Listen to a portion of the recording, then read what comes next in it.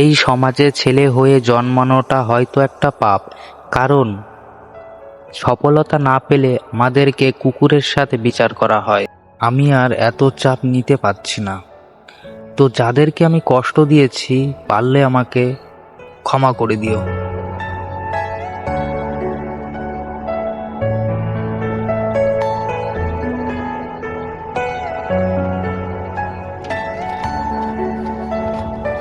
কি করছিস তুই এটা? কি হয়েছে তোর?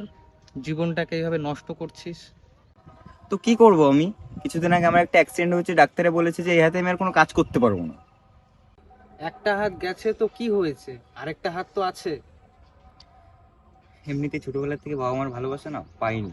কাকা কাকির কাছে মানুষ ছোটবেলার থেকে, তারাও এখন বলছে কাজ না করলে বাড়ির থেকে বের করবে।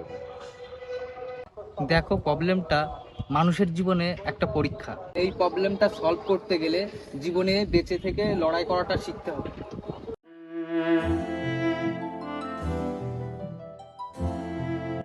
মৃত্যু তো একদিন আসবেই, তাকে জোর করে ডেকে আনার কি দরকার? তোমার একটু সময়ের দরকার। এখন আমি চলি।